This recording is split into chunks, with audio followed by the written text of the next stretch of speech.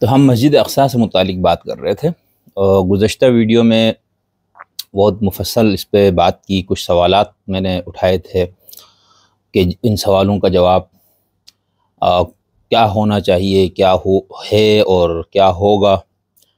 اور پھر اس میں ہم نے آپ کو یہ بتایا کہ جو لوگ کو کسی بھی مذہب کے ماننے کے دعوے دار نہیں ہے، انہوں نے کس طرح سے اس سورہ اسراء کی پہلی آیت اور پھر موجودہ مسجد اقصیٰ اور مسجد اقصیٰ کی جو تاریخ ہے اس کو لے کر انہوں نے یہ بتایا کہ بھئی یہ تو بنو امیہ کے دور میں یہ مسجد بنی، اور انہوں نے لوگوں کو اپنی طرف مائل کرنے کے لیے حج اور عمرہ وغیرہ ادھر کروانے کے لیے انہوں نے قرآن میں یہ آیت ڈال دی. تو اس طرح کی باتیں تھی. تو پھر میں نے آپ کو بتایا تھا کہ اس میں اقصیٰ سے، مسجد اقصیٰ سے کیا مراد ہے، بیت المقدس یا بیت المقدس سے کیا مراد ہے، اور پھر ایلیا کس کو کہا جاتا ہے، حدیثوں میں مختلف جو نام آئے اس سے کیا مراد ہے، اور خود قرآن میں جو لفظ مسجد اقصیٰ ہے اس کے ترجمے میں کچھ نے اس کو اسم عالم کے طور پر لیا ہے، کچھ نے اس کو اسم صفت کے طور پر لیا ہے. تو یہ ساری بات ہوئی تھی. اور پھر میں نے آپ کو آخر میں یہ بتایا تھا کہ مسلمانوں میں جمہور جو امت ہے، یعنی اہل تسنن سب کے سب اور اہل تشیع کی بھی ایک اکثریت جو ہے، ان کا نقطۂ نظر یہی ہے کہ قرآن میں جو مسجد اقصیٰ کا لفظ ہے اس سے مراد فلسطین ہی مراد ہے. فلسطین کے اندر سے وہ ایریا جس کو بیت المقدس کہا جاتا ہے، یا جس کو قدس بھی کہا جاتا ہے، اور جس کو مسجد بیت المقدس بھی کہا جاتا ہے، اور جس کو مسجد اقصیٰ بھی کہا جاتا ہے، تو وہ پورا ایک کمپاؤنڈ، ایک پورا ایریا ہے جو 36 ایکڑ پر مشتمل ہے، اس پہ اس کا اطلاق ہوتا ہے. پھر میں نے آپ کو بتایا تھا کہ اہل تشیع میں دو رائے اور بھی ہے. سنی اکثریت اور اہل تشیع کی اکثریت کو میں نے بتا دیا. اب اہل تشیع میں جو اس کے نقطۂ نظر سے مخالف نقطۂ نظر رکھنے والے ہیں ان کا ہم بتائیں گے. اب اس میں دو چیزیں ہیں. ایک تو یہ ہے کہ یا تو وہ بالکل ہی نہیں مانتے کہ پیغمبر کا کسی بھی معراج میں، کسی بھی اسراء میں وہ مسجد اقصیٰ موجودہ فلسطین کے اس علاقے میں تشریف لائے تھے یا ان کو لایا گیا تھا، اور قرآن میں جس مسجد اقصیٰ کا ذکر ہے وہ یہ ہے ہی نہیں، وہ آسمان پہ ہے اور کبھی پیغمبر ادھر نہیں آئے. یا یہ ہو سکتا ہے کوئی کہیں گے نہیں ادھر بھی آئے، لیکن قرآن میں جس مسجد اقصیٰ کا ذکر ہے اس سے یہ مراد نہیں. ٹھیک ہے. تو یہ جو دوسرا موقف ہے اس میں بھی لوگوں نے دو تقسیمات کی. مثال کے طور پر ہمارے پاس ایک کتاب ہے جس کے لکھنے والے کا نام ہے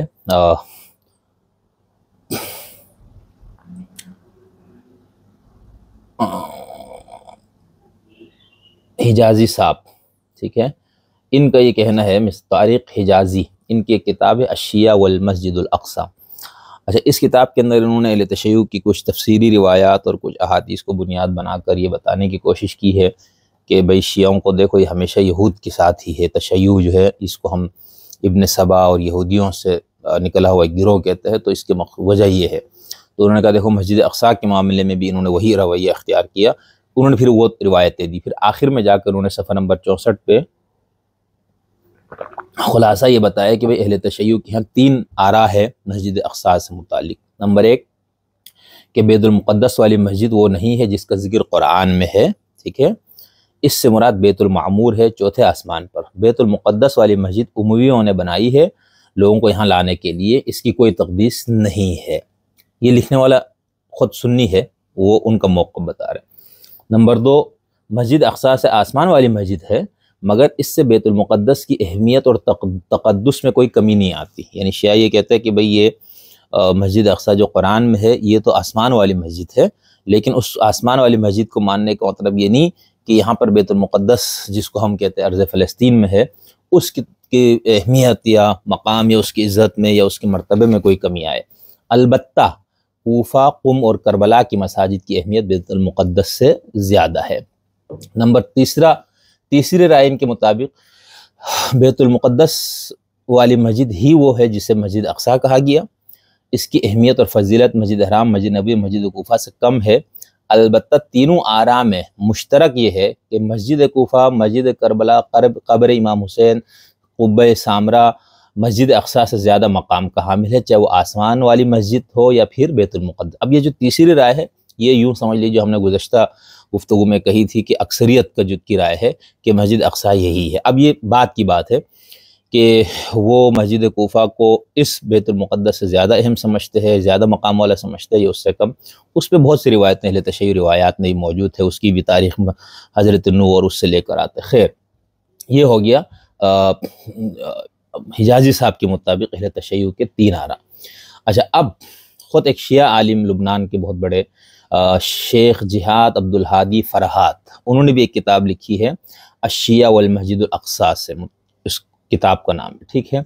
آگے ہم ایک بتائیں گے. جعفر عاملی صاحب نے بھی ایک کتاب لکھی ہے جو بالکل ان کے خلاف ہے. یہ جو بندہ ہے جن کا میں بتا رہا ہوں، عبدالہادی فرحات صاحب، انہوں نے یہ موقع بتانے کے لیے کہ بھئی ہم جس مسجد اقصی کا ذکر قرآن میں ہے، اس سے ہم شیعہ لوگ اسی مسجد کو لیتے جو فلسطین میں ہے. تو اس کے اندر موصوف نے پہلے تو یہ بتایا کہ کن کن شیعہ مفسرین نے قرآن کے مسجد اقصی کو بیت المقدس والی مسجد کہا ہے، یعنی کہ بھئی ہمارے کتنے بڑے بڑے مفسرین، اور انہوں نے اس کو ان مفسرین کا تذکرہ انہوں نے سال کے حساب سے کیا ہے، یعنی متقدمین، پھر درمیان، پھر متاخرین، جو ابھی تک تفسیریں شیعوں میں لکھی گئی، اس حوالے سے انہوں نے یہ بتایا کہ بھئی ہمارے ہاں کن بڑے بڑے مفسرین کا نقطہ نظر یہی ہے کہ یہ جو مسجد اقصی فلسطین میں ہے، یہ وہی ہے جس کا ذکر قرآن میں ہے. یعنی پھر ذہن میں رکھیے گا، مسجد اقصی سے مراد آج موجود صرف وہ ایک بلڈنگ یا وہ ایک عمارت نہیں ہے، بلکہ وہ پورا کمپاؤنڈ ہے جو 36 ایکڑ پر مشتمل ہے. یہ ذہن میں رکھیے گا. پھر ان کا یہ خیال ہے کہ اہل تشیع میں سے کچھ ہے جن کے خیال ہے مسجد اقصی آسمان پر ہے.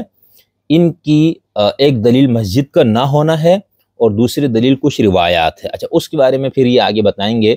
کہ عبدالہادی صاحب کہ جن روایات میں یہ ذکر آتا ہے کہ بھئی مسجد اقصی یہ نہیں ہے بلکہ آسمان دنیا پہ ہے، تو انہوں نے اس کو بیان کیا کہ بھئی وہ حدیثیں ضعیف ہے. اور آگے ہم آپ کو بتائیں گے جو اس موقف کے حاملین میں سے بھی ایک نے بتایا ہے کہ اس حوالے سے جتنی روایات ہیں وہ ضعیف ہے. خیر، یہ اجمالی موقف ہو گیا. اب ہم آتے ہیں جو اہل تشیع دنیا میں جن کا نام زیادہ اس پہ آتا ہے، جنہوں نے اس پہ باقاعدہ ایک مستقل کتاب کہتے ہیں کہ لکھی، لیکن ان کا اپنا یہ کہنا ہے کہ وہ کتاب میری لائبریری جل گئی تھی تو وہ نہیں چھپی، لیکن پورا اس پہ تفصیل کے ساتھ انہوں نے اپنے ایک اور کتاب میں ذکر کیا ہے. میری مراد ہے سید جعفر مرتضیٰ عاملی صاحب. اچھا، یہ بہت بڑے عالم دین ہے. انہوں نے سیرت امام حسین پہ پورا ایک موسوعہ لکھا ہے، ایک انسائکلوپیڈیا. حضرت علی کی سیرت پہ، حضور کی سیرت پہ ہے ایک کتاب ہے الصحیح من سیرت النبی الاعظم. یہ تقریباً 35 جلدوں میں، ٹھیک ہے، اور ہر جلد 300 سے اوپر صفحات پر مشتمل ہے. اس کے علاوہ ان کی کوئی 40-50 کتابیں اور بھی ہیں مختلف موضوعات پہ. اور یہ ایک اس طرح کا یہ ایک انسائکلوپیڈیا نما، یہ انسائکلوپیڈیا ٹائپ شخصیت ہے سید جعفر مرتضیٰ عاملی صاحب.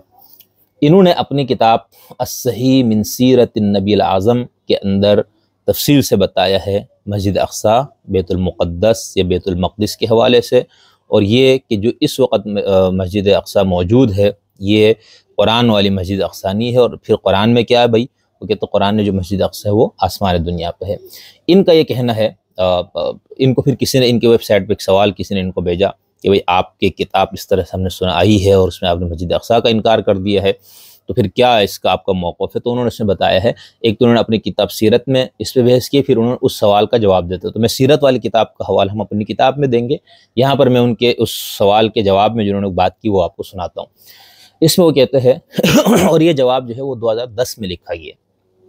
سید جعفر مرتضیٰ عاملی صاحب کہتے ہیں کہ بیت المقدس کی تقدیس، جس کو بیت المقدس کہا جاتا ہے، ٹھیک ہے، وہ 1,05,000 میٹر یعنی تقریباً 36 ایکڑ ہے. وہ مقدس ہے کیونکہ وہاں انبیاء کے قبور اور محرابیں ہیں. باب حطہ مسجد قبۃ الصخرہ ہے جسے حضرت عمر نے حضرت علی کے مشورے سے تعمیر کیا. مسجد قبۃ الصخرہ ہم نے جس کی بات پہلے بھی کی تھی، ان کا یہ کہنا ہے کہ وہ حضرت عمر نے اس کی تعمیر کی اور حضرت علی کے مشورے سے وہ مسجد تعمیر کی. یہاں مسجد الصخرہ بھی ہے. یہ ٹکڑا بیت المقدس ہے اور ہمارے نزدیک مقدس ہے. یہاں ایک نماز 1000 نماز کے برابر ہے. اچھا، یہ سنی حدیثوں میں بھی یہ آیا ہے کہ بھئی یہاں ایک نماز کی کتنے فضیلت، اور شیعہ روایتوں میں بھی تو یہ کہتے ہیں بھئی ہم اس کا انکار نہیں کر رہے کہ یہ جو موجودہ جس کو بیت المقدس کہا جاتا ہے، وہ جو ایریا ہے 36 ایکڑ پر مشتمل، وہ مقدس ہے. وہاں جو فضائل حدیثوں میں موجود ہے وہ ٹھیک ہے اس کے حوالے سے. ایک دوسری بات وہ کہتے ہیں کہ اسراء بیت المقدس، ٹھیک ہے، یعنی اب وہ یہ کہتے ہیں کہ پیغمبر نے جو معراج آپ کی ہوئی اس میں کیا تھا. وہ کہتے ہیں کہ پیغمبر کو کئی بار معراج ہوا، تقریباً 120 مرتبہ۔ عاملی صاحب یہ کہتے ہیں کہ پیغمبر کو 120 مرتبہ معراج آپ کو کرایا گیا۔ انہی میں مسجد حرام سے آسمان تک بھی ہے، مسجد حرام سے مسجد کوفہ تک بھی ہے، طور سینا بھی ہے، اور بیت المقدس بھی ہے۔ ٹھیک ہے۔ نمبر 3، سورہ اسراء اور سورہ نجم میں جس اسراء کا ذکر ہے وہ ایک ہی واقعی ہے، یہ دو الگ الگ۔ اچھا، اب یہاں پر ہم نے اپنی گزشتہ گفتگو میں حوالہ دینا تھا، میں ذہن سے نکل گیا، کہ قرآن مجید میں جو پیغمبر کے معراج کا جو ذکر ہے، ہم اس میں ابھی نہیں پڑھ رہے کہ خواب میں ہے، خیال میں ہے، باڈی کے ساتھ ہے، روح کے ساتھ، وہ ایک مسئلہ الگ ہے، اس کا ہم نے ذکر کیا۔ کہا یہ جاتا ہے کہ معراج قرآن میں 2 جگہوں پر ذکر ہوا ہے، اور جو خواب والے مانتے وہ 3 جگہ مان لیتے ہیں۔ ٹھیک ہے، ایک تو سورہ بنی اسرائیل کی پہلی آیت سبحان الذی اسریٰ، اور دوسرا مقام جہاں پر معراج کا اگلا مرحلہ بیان ہے آسمانوں کا، اس کو یہ مفسرین، محدثین، فقہاء یہ کہتے ہیں وہ سورہ نجم میں ہے، والنجم اذا ہوا ما ضل صاحبکم وما غوا وما ينطق عن الهوى ان هو الا وحی یوحی۔ ٹھیک ہے، علمہ شدید القوی ذو مرۃ فاستوى وهو بالافق الاعلی ثم دنا فتدلى فكان قاب قوسین او ادنی فاوحى الى عبده ما اوحى ما كذب الفؤاد ما رأى۔ یہ ساری جو آیتیں ہیں، شروع کا جو ایک 15-16 آیتیں غالباً بنتی ہے، وہ کہتے ہیں یہاں پر معراج کا ذکر۔ اچھا، جو لوگ معراج کو نہ خواب میں مانتے ہیں نہ جسمانی مانتے، انہوں نے اس آیت کا ایک اور مفہوم لیا ہوا ہے، مقام نبوت وغیرہ اس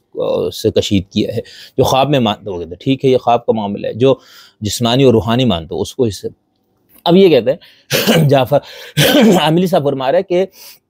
بیت المقدس جو آج زمین کا ٹکڑا ہے، اس کی تقدس ہمارے دلوں میں موجود ہے، اس سے کوئی انکار نہیں۔ پیغمبر کو کئی بار معراج کرایا گیا، اس میں سے ایک آپ کی سیر جو اسی مسجد اس بیت المقدس کی طرف آپ کو سیر کرائی گئی، اس کا بھی وہ کہتا ہم انکار نہیں کرتے۔ انہوں نے 120 مرتبہ معراج کا ذکر کیا ہے، البتہ قرآن نے وہی ایک ہی ہے۔ ٹھیک ہے، اس کے بعد یہ کہتے ہیں کہ جو سورہ اسراء اور سورہ نجم کے اندر جو ذکر ہے، اب سوال یہ ہے کہ کیا یہ 2 مختلف اسراء ہے، 2 مختلف معراج ہے، یا دونوں صورتوں میں ایک ہی واقعے کو بیان کیا گیا، اور کیا وہ دونوں یا ان میں سے ایک جو ہے وہ اس اسراء سے متعلق ہے جو پیغمبر نے مسجد حرام سے بیت المقدس کی طرف کیا، پھر آسمانی دنیا کی طرف، یا ام یتحدثان یا احدہما عن الاسراء الذی حصل من الحلام، یا اس دونوں صورتوں میں پیغمبر کا وہ معراج مراد ہے جو آپ نے مسجد حرام سے آسمان دنیا تک کیا۔ وہ کہتے ہیں، ہم یہ کہتے ہیں کہ ان المسجد المبنی علی الصخرہ، یہ جو صخرہ پہ مسجد ہے یعنی فلسطین کے اندر اس چٹان کے اوپر، قد استحدث فی عہد المروانیین، یہ من بنی امیہ، مروانیوں بنی امیہ کے دور میں یہ مسجد بنی، وذالک بعد منع بنی امیہ الناس من الحج الی مکہ۔ اچھا، یہ مستشرقین نے بھی اس کو اسی طرح لیا، اور وہ کچھ لوگوں نے وہ کہتے ہیں کہ جب بنی امیہ نے لوگوں کو مکہ کی طرف جانے سے روک دیا اور ان کو حج کا حکم دیا، بیت المقدس کی زیارت کا یا وہاں حج پہ، تو انہوں نے پھر لوگوں کو طواف کا حکم دیا صخرہ کے ارد گرد، اور ان کے لیے سعی کا بھی وہ بنا دیا، اور پھر یہ سب چیزیں وہاں پر منا اور عرفات، یہ سب چیزیں وہاں پر تخلیق کی گئی۔ عاملی صاحب یہ فرماتے ہیں۔ پھر وہ کہتے ہیں کہ یہ کئی سال تک یہ سلسلہ رہا، پھر ولید بن عبد الملک نے قبہ بنایا صخرہ کے اوپر، اور پھر اس کو بڑے خوبصورت پتھروں سے اس کو سجایا، پھر اس کی بناوٹ اچھی کی عہد بنو امیہ کے ابتدائی دور میں، پھر حولت القبلہ عن الکعبۃ المشرفہ الی بیت، کہتے پھر وہ کعبہ ہی تبدیل کر کے مسجد حرام سے بیت المقدس کی طرف کیا گیا، جس طرح جاہز وغیرہ نے اشارہ کیا ہے۔ وہ کہتے ہیں جہاں تک مسجد ذو القبۃ الخضراء ہے، تو اس کو حضرت عمر بن خطاب نے اس کو کی تعمیر کی، اس کو بنانے کا حکم دیا جب وہ بیت المقدس کی طرف آئے، جیسے پہلے ہم نے بتایا۔ اب وہ کہتے ہیں خلاصہ کلام یہ ہے کہ ان الذی کان موجودا فی زمن النبی هو بیت المقدس، ٹھیک ہے، وہ چیز جو پیغمبر کے زمانے میں موجود تھی وہ بیت المقدس ہے، وهو تلک المساحہ الواسعہ التي اشرنا الیہا، یعنی پیغمبر کے عہد میں جو چیز وہاں موجود تھی وہ پورا ایریا تھا جس کا ہم نے ابھی بتایا کہ وہ 36 ایکڑ پر مشتمل ہے۔ اور پھر اس کے بعد وہ یہ کہہ رہے کہ اما المسجد مسجدان اللذان فی ضمنہا، جہاں تک آج 2 وہاں پر جو مسجدیں ہیں وہ دونوں کی دونوں مسجدیں بعد میں بنی ہے۔ ٹھیک، آگے وہ لکھتے ہیں کہ جب یہ دونوں مسجدیں بن گئی اور بلاد اسلامیہ اور سب جگہوں پر اس کی مشہوری ہو گئی، تو پھر وہ بڑی مسجدوں میں اس کو شمار کیا گیا، اور ان میں سے ایک جو ہے مسجد اقصیٰ ہے۔ پہلے ہم نے یہ بتایا کہ مسجد اہل کوفہ جس کا قرآن مجید میں ذکر کیا گیا ہے لنتخذن علیہم مسجدا، یہ بھی ظہور اسلام سے کئی سو سال پہلے کی مسجد ہے، اور وہ مسجد اقصی سے بھی بہت دور ہے، ٹھیک ہے۔ تو انہوں نے پھر یہ بتانے کے بعد کہ بھئی مسجد اقصی جس کو ہم سمجھتے ہیں یا جس کو ہم کہتے ہیں، وہ وہی مسجد اقصی ہے جو کہ آسمان کے اندر ہے، آسمان چوتھے آسمان پہ۔ فإنه إنما يناسب ما روي من أن المراد بالمسجد الأقصى ومنها قوله تعالى الذي باركنا حوله الآية هو مصلى الملائكة في السماء الرابعة، کہتا ہے جو قرآن میں جس مسجد اقصی کا ذکر ہے یہ وہ مسجد اقصی ہے جو چوتھے آسمان پر ہے، نماز ملائکہ کی نماز کی جگہ۔ اچھا وہ ہمارے ہاں بیت المعمور، اچھا اس کا ایک جگہ قرآن میں ذکر آیا ہے سورہ طور والطور وکتاب مستور فی رق منشور والبیت المعمور، بیت معمور کی قسم، ٹھیک۔ اب شیعہ سنی مفسرین میں اور خاص طور سنی مفسرین میں ایک سے زائد آراء موجود ہیں، اور جدید مفسرین کے ہاں بھی، کہ بھئی یہ بیت معمور سے مراد کیا ہے۔ اکثر نے تو یہ کہا یہ آسمان دنیا پر کعبہ کے بالکل اوپر ہے، جہاں پر فرشتوں کے لیے حج کا اور زیارت کا اور نماز کا اہتمام ہے۔ وہ ایک فرشتہ ایک بار نماز پڑھ لے تو دوبارہ اس کی باری نہیں آتی، وما یعلم جنود ربک الا ہوا، کہ خدا کے لشکر اتنی زیادہ ہے کہ اس کی تعداد تم لوگ نہیں جان سکتے کبھی بھی۔ تو ان کا یہ موقف ہے کہ وہ بیت المعمور ہے۔ اچھا اس میں جو جدید مفسرین نے بہت سے انہوں نے کہا بھائی نہیں، بیت معمور اسی کعبہ شریف کو کہا گیا، ٹھیک ہے، آباد گھر، لفظی معنی اس کا یہ ہے کہ قسم ہے آباد گھر کی۔ خیر، تو یہاں پر یہ کہہ رہے ہیں کہ یہاں پر جو قرآن نے مسجد اقصی کا ذکر ہے،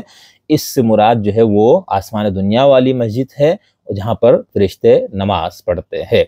اس سب کے بعد یہ کہہ رہے کہ ان کل ذلک لا یعنی، یہ ہم نے جو اتنی بات کی اس کا مطلب قطعاً یہ نہیں، کما قلنا جیسا ہم نے کہا کہ اللہ یکون هذا المسجد الموجود فی القدس ایضا اسم المسجد الاقصی ایضا وان کان قد اطلق علیہ هذا الاسم فی عہد عمر بن الخطاب او بعدہ۔ لیکن یہ ذہن میں رکھو کہ اس وقت جو قدس میں مسجد ہے اس کا نام بھی مسجد اقصی ہے، لیکن اس کا نام مسجد اقصی کب پڑا؟ حضرت عمر کے دور میں اس کو مسجد اقصی کا نام دیا گیا۔ ہم ابھی اس بحث کو انشاءاللہ اپنی کتاب میں تفصیل سے بتائیں گے کہ بھئی عہد صحابہ میں جو ہمارے پاس سب سے متقدم جو ابتدائی کتابیں ہیں، سب سے سنیوں میں جیسے موطا امام مالک پہلی حدیث کی کتاب، یا اس سے پہلے صحیفہ منبہ ابن حمام کو بھی آپ ڈال سکتے ہیں، تو کیا ان کتابوں میں مسجد اقصی، بیت المقدس یا اس طرح کا ذکر نہیں ہے؟ پھر اسی طرح میں نے پچھلے اس میں بتایا تھا کہ کیا قرآن میں جہاں پر فضیلت بیان ہوئی ہے اس جگہ نماز کی فلاں، تو کیا وہاں پر المسجد الاقصی ہی کہا گیا ہے یا بیت المقدس یا بیت المقدس کہا گیا ہے؟ ٹھیک ہے، اس میں تھوڑا فرق پڑ جائے گا۔ خیر، تو ان کا یہ کہنا ہے، بس وہ کہہ رہے کہ یہ جو مسجد اس وقت مسجد اقصی کے نام سے ہے، یہ اس کا نام پڑا ہے حضرت عمر کے دور میں، پیغمبر کے دور میں اس کو القدس ہی کہا جاتا تھا، اس کو بیت المقدس کہا جاتا تھا، مسجد اقصی نہیں کہا جاتا تھا۔ میں بہار سے بھی کچھ روایتیں جب پڑھوں گا تو ان میں سے کچھ چیزیں وہاں کلیئر ہوں گی۔ پھر یہ کہہ رہے کہ اس کا مطلب یہ نہیں کہ نبی علیہ السلام کو اس کی طرف نہیں لایا گیا، یعنی موجودہ بیت المقدس کی طرف جو فلسطین میں ہے، کیونکہ آپ کو ایک سے زائد مرتبہ پیچھے انہوں نے بتایا کہ 120 مرتبہ آپ کو زیارتیں کرائی گئی، آپ کو کیا کہتے ہیں معراج کرایا گیا، ٹھیک۔ تو یہ جعفر عاملی صاحب کے گفتگو کا خلاصہ ہے، یعنی جو انہوں نے بہت تفصیل سے اس پہ لکھا ہے، اپنے حساب سے انہوں نے دلائل دیے ہیں، ان سب کا محاکمہ، اس پہ تبصرہ، اس کی حقیقت پہ ہم اپنی کتاب میں انشاءاللہ تفصیل سے بات کریں گے۔ دوسرے شخص ہم اس کا لیں گے اہل تشیع میں سے یاسر الحبیب صاحب، ان کی کئی ویڈیوز اس موضوع پر، بہت متنازعہ شخصیت اور بہت دبنگ اور کھل کے بولنے والا، ہمارے ہاں ان کو بہت برا کہا جاتا ہے، اور جو ایران وغیرہ کے تشیع سے متاثرین ہے وہ ان کو MI6 غالباً جو برطانیہ کی ایجنسی اس کا بندہ کہتے ہیں۔ خیر، تو یاسر الحبیب صاحب کا بھی نظریہ وہی ہے جو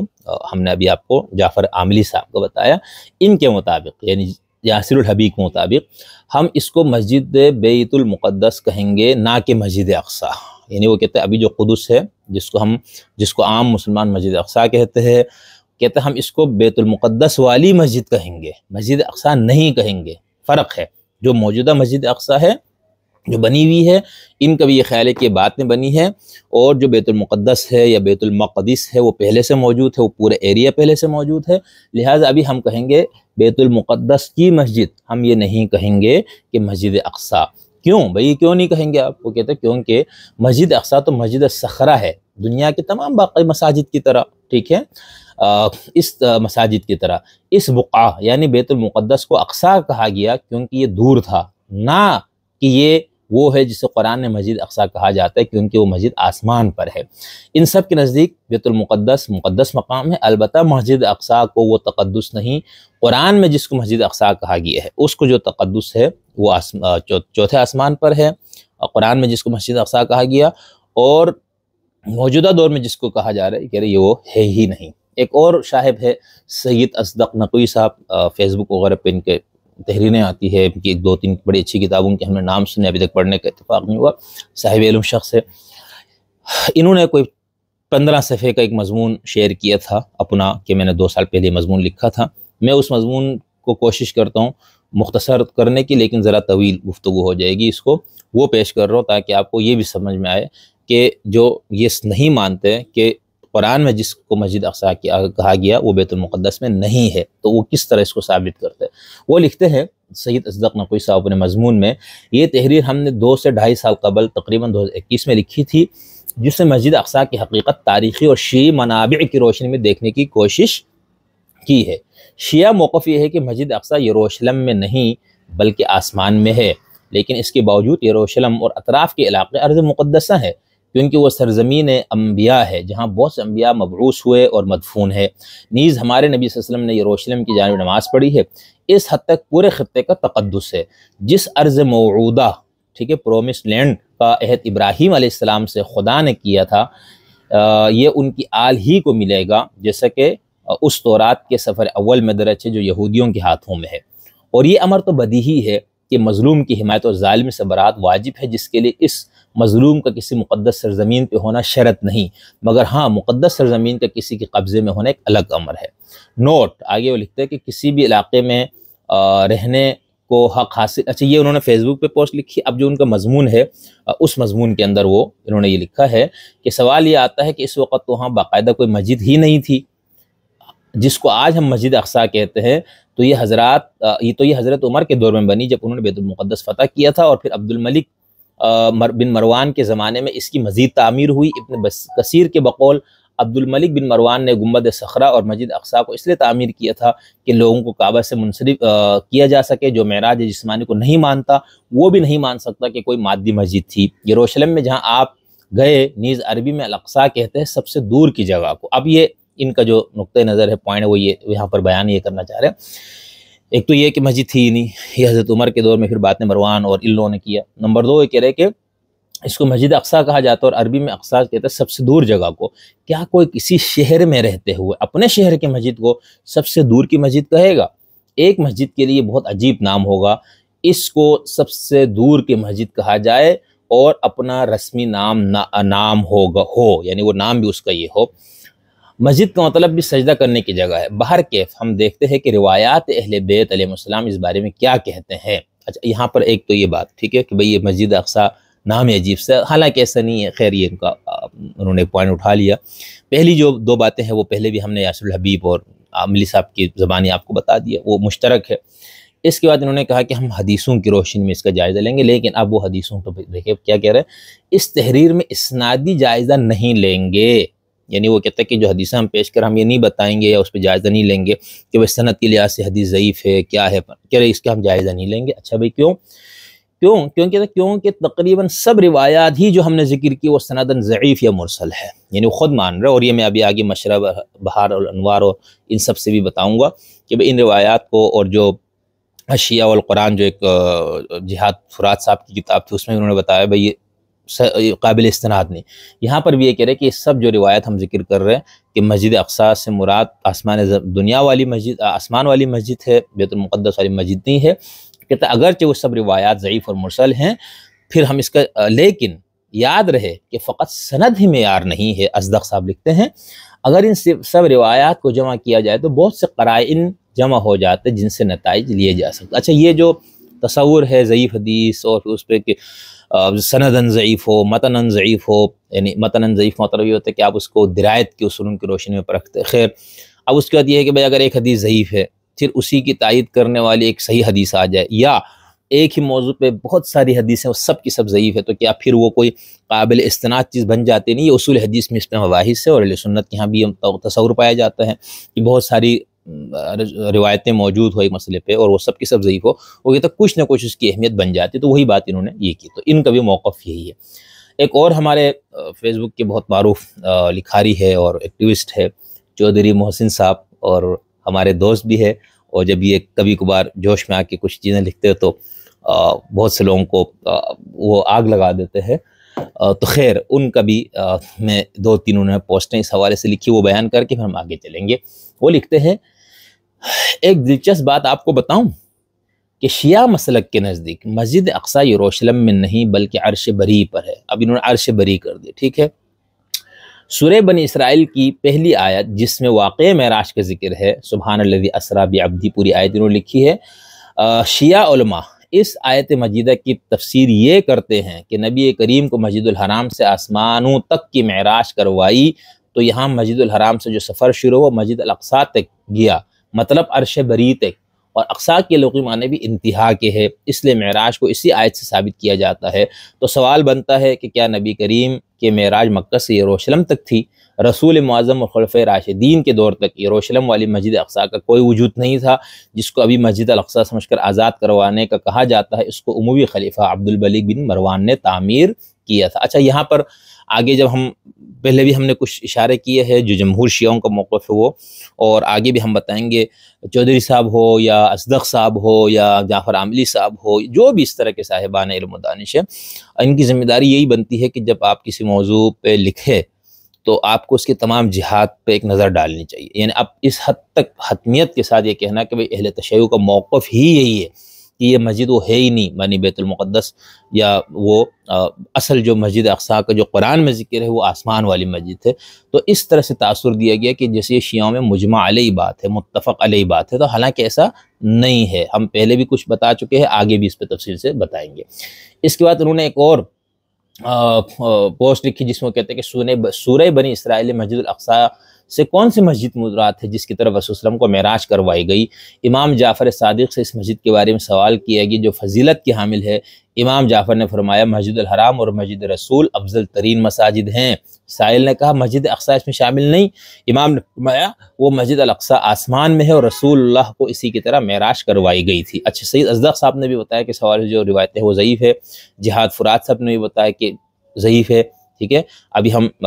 مشرع بہار الانوار علامہ آیت اللہ عاصم محسنی سے بھی ہم دیکھیں گے کہ انہوں نے ان روایات کے اوپر کیا حکم لگایا ہے، یہ ذہن میں رکھیے گا۔ ضعیف کا مطلب پھر آپ کو پتہ ہے ضعیف ہی ہے، ٹھیک ہے۔ سائل نے کہا لوگ تو کہتے ہیں کہ اس سے مراد بیت المقدس فلسطین والی مسجد ہے۔ امام نے فرمایا مسجد کوفہ مسجد بیت المقدس والی اقصیٰ مسجد سے زیادہ فضیلت رکھتی ہے۔ اچھا، اس کے بعد انہوں نے لکھا ایک اور، انہوں نے اس سے پوسٹ لکھی جس کے اندر انہوں نے اسی بات کو بہت تفصیل کے ساتھ بیان کرنے کی کوشش کی اور یہ بتایا کہ بھائی کس طرح سے اہل تشیع کا موقف یہ ہے کہ مسجد اقصیٰ، قرآن میں جس مسجد اقصیٰ کا ذکر ہے وہ مسجد اقصیٰ آسمان دنیا آسمان پر ہے، چوتھے آسمان پر۔ چودھری صاحب نے اس کو عرش بری پہ کر دیا، بہرحال جو بھی ہے۔ اور پھر تاثر یہ ان سے ملتا ہے کہ جیسے اجماعی مسئلہ ہے اہل تشیع کی۔ اب ہم ذرا اس حوالے سے یہ دیکھتے ہیں، ایک تو ان حضرات کا جنہوں نے یہ کہا کہ بھئی مسجد اقصیٰ جو ہے قرآن میں جو مسجد اقصیٰ ہے اس سے مراد آسمان والی مسجد ہے، یہ بیت المقدس کی کا نہ وہ ایریا مراد ہے جس کو ہم 36 ایکڑ پر مشتمل جو ایریا کہتے ہیں، نہ ہی ابھی جو وہاں پر مسجد اقصیٰ کے نام سے مسجد ہے وہ مراد ہے، ٹھیک ہے۔ اچھا، وہ جو آج کی دنیا میں یا اس وقت جو مسجد اقصیٰ کے نام سے جو مسجد، اچھا اب ہم آپ کو یہ بتائیں گے کہ ایک تو ان حضرات نے جو یہ بات نہیں مانتے یا اس کا انکار کرتے ہیں کہ قرآن میں جس مسجد اقصیٰ کا ذکر ہے اس سے مراد آسمان والی مسجد ہے، نہ کہ وہ بیت المقدس کا وہ ایریا جس کو مسجد اقصیٰ کہا جاتا ہے۔ اچھا، مسجد اس ایریا میں آج جو مسجد اقصیٰ کے نام سے ایک مسجد اس کے بارے میں تو ان سب نے کہہ دیا کہ یہ تو عمومی دور میں بنی ہوئی مسجد ہے اور بعد میں بنی ہے، اور حضرت عمر کی طرف بھی منسوب کر دیا، وہاں 2 مسجدیں ہیں۔ اب جو لوگ یہ کہتے ہیں کہ بھئی قرآن میں جس مسجد اقصیٰ کا ذکر ہے اس سے وہ مسجد مراد ہی نہیں ہے، جو یا فلسطین میں جو ارض مقدس ہے یہ القدس ہے یہ مراد نہیں ہے، تو وہ دلائل کہاں سے لیتے ہیں؟ تو کچھ حدیثوں پر ان کی بنیاد ہے، ہم نے پہلے بھی بتایا۔ میں یہاں پر اصول کافی، جو روزہ، فروع اور باقی جو ملا عز الفقی، جتنی حدیث کی کتاب، وسائل الشیعہ، ان سب میں بہت سی حدیثیں موجود ہیں۔ میں یہاں پر ان سب کی بنیاد جو ہے رکھوں گا بہار الانوار پر، ٹھیک ہے۔ علامہ مجلسی صاحب کی جو معروف کتاب ہے، جو تقریباً موسوعہ ہی کہا جائے گا اس کو، اس کے اندر انہوں نے جو اس پہ باب باندھا ہے وہ ہے باب اثبات المعراج و معناہ، ٹھیک ہے، معراج کو ثابت کرنا اور اس کا مطلب، کیفیت اور اس کی صفت، اور جو کچھ وصف البراق سے متعلق ہے، ٹھیک ہے، یہ ایک باب ہے۔ اور میرے پاس جو اس وقت بہار ہے وہ مؤسسۃ العالمی منشورات بیروت سے چھپی ہوئی ہے، اور میرے پاس 7ویں جلد ہے، الجزء السابع، ٹھیک ہے، اور اس کی تحقیق اور تصحیح جو ہے وہ علماء کے اور محققین کے گروہ نے اس کی ہوئی ہے۔ اور پھر یہ جو سال اشاعت ہے وہ ہے 2008، ٹھیک ہے۔ اس کے اندر، اس باب کے اندر اس سے متعلق جو روایات ہے، میں ان روایت کو جلدی جلدی آپ کے سامنے رکھوں گا، مختصر کہیں تفسیریں کی ضرورت ہو وہ بھی کر دیں گے، اور یہ بھی بتائیں گے کہ اس کے اندر کس طرح سے یہ ثابت ہوتا ہے کہ قرآن میں جو مسجد اقصیٰ ہے اس سے مراد یہی بیت المقدس ہے، اور کس طرح یہ ثابت ہوتا ہے کہ قرآن میں جو مسجد اقصیٰ اس سے مراد آسمان والی مسجد ہے۔ علامہ باقر مجلسی نے بھی ایک دو جگہ اپنا تفسیرہ ارقام کیا ہے، وہ بھی ہم آپ کو بتائیں گے۔ لیکن اس سے پہلے میں آپ کو یہ بتاؤں کہ ابھی تک بہار الانوار پر اچھے کام ہوئے ہیں اہل تشیع کے ہاں، اس پہ تحقیق، تہذیب، اس کی تخریج ضعیف اور صحیح حدیثوں پر، اور جو ابھی تک جو سب سے پائے کا کام کیا ہے وہ آیت اللہ شیخ محمد عاصم محسنی مرحوم نے کیا ہے۔ محسنی صاحب نے جو اس پہ کتاب لکھی ہے وہ ہے مشرعۃ بہار الانوار، ٹھیک ہے۔ اچھا، اب مشرعۃ بہار الانوار اپنی اس کتاب کا انہوں نے نام رکھا ہے، اور اس کتاب کا نام یہ کیوں رکھا گیا اس کے بارے میں یہ ہے کہ یہ جو لفظ مشرعہ ہے یہ دو معنوں میں استعمال ہوا ہے، ٹھیک ہے۔ ایک تو یہ جو ہے پانی پینے کی جگہ کہا جاتا ہے، جہاں پر آپ جا کے پانی پئیں گے، اپنی پیاس بجھائیں گے، ٹھیک، گھاٹ جس کو کہا جاتا ہے۔ تو ان کا یہ موقف ہے میرے خیال سے، غالباً نہیں بلکہ یقیناً ہے، کہ یہ جو بہار الانوار ہے، روشنیوں کا جو دریا ہے نا، وہ کہتے ہیں اس میں بہت کچھ اندھیرے بھی ہے، یعنی صرف روشنیاں ہی نہیں، بہت کچھ ہے۔ تو ان کا مقصد یہ ہے کہ اگر کسی نے اس سمندر یا اس دریا سے صرف روشنی کشید کرنا ہے، روشنی لینی ہے، تو پھر وہ پہلے مشرعۃ بہار انوار پہ آئے، میری کتاب پڑھے، میں نے یہ بتایا ہے کہ اس کے اندر روشنی یہ ہے، باقی روشنی نہیں ہے، اندھیرا ہے۔ ایک تو اس وجہ سے اس کا نام یہ رکھا، اور دوسرا جو مشرعہ کا مطلب ہوتا ہے جہاز سے بیٹھ کر لوگ جہاز یا کشتی پہ سواری کرنے کے لیے محفوظ وہ جگہ جہاں بیٹھ کر، جہاں سے آپ بہت آسانی سے کشتی میں سوار ہوتے ہیں، ٹھیک ہے، لنگر انداز جہاں پر کشتی کو لا کے کیا جائے، پھر وہاں سے لوگ سوار ہوتے ہیں، پھر اترتے ہیں۔ تو یہ سوار ہونے اور اترنے کی جو جگہ ہے اس کو بھی کہتے ہیں مشرعہ کہا جاتا ہے۔ تو ان کا یہ موقف ہے کہ اگر کسی نے اس بہار الانوار، روشنیوں کے دریا یا سمندر میں اگر کسی نے جانا ہے، تیرنا ہے، وہاں سے کوئی موتی لینا، روشنی لینا کوئی چاہتا ہے، تو وہ پہلے اس مشرعہ پہ آئے، جو ان کی اپنی کتاب ہے۔ تو خیر، اب اس کتاب کے اندر محسنی صاحب نے یہ لکھا ہے کہ یہ جو باب ہے، علامہ باقر مجلسی نے معراج سے متعلق باب باندھا ہے، وہ کہتے ہیں کہ اس کے اندر مؤلف نے یعنی علامہ مجلسی نے 15 آیتیں لکھی ہے، اور وہ اکثر من 120 110 سے زیادہ حدیثیں اس میں موجود ہے۔ پھر اس کے بعد وہی کہتے ہیں کہ ہماری تحقیق کے مطابق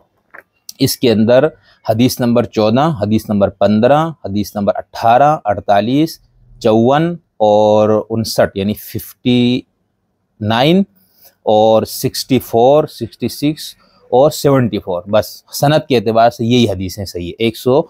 کتنی کل حدیثیں تھیں؟ 120 120 حدیثیں ہیں۔ ان 120 حدیثوں میں علامہ مجلسی صاحب نے جن حدیثوں کو سندن صحیح کہا ہے وہ یہ ہے، ٹھیک ہے، 1 2 3 4 5 6 7 8 9 کل 9 حدیثیں 120 میں سے، ٹھیک۔ ایک تو یہ تفسیر ہو گیا۔ اب ہم چلتے ہیں علامہ مجلسی کی کتاب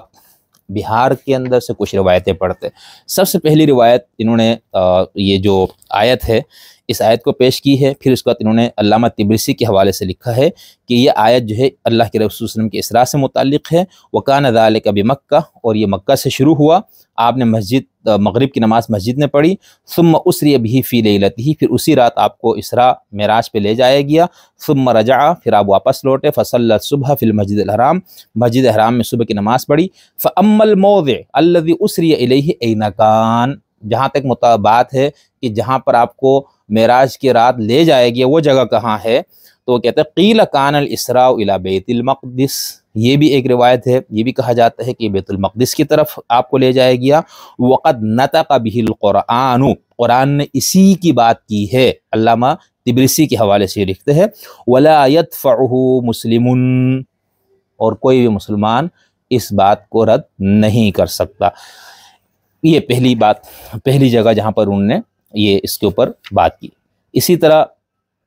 اگلے صفحے پر 447 پہ وہ کہتے ہیں الی المسجد الاقصی یعنی بیت المقدس لبعد المسافۃ بینہ و بین المسجد الحرام، اس کو مسجد اقصی کیوں کہا گیا؟ کیونکہ یہ مسجد حرام سے یہ بہت دور واقع مسجد تھی، وہاں پر واقع مسجد تھی، اس لیے اس کو کہا گیا۔ یہ ابھی مجموع البیان طبرسی سے ہی یہ بات چل رہی ہے۔ آگے وہ لکھتے ہیں اسی مجموع البیان کے حوالے سے،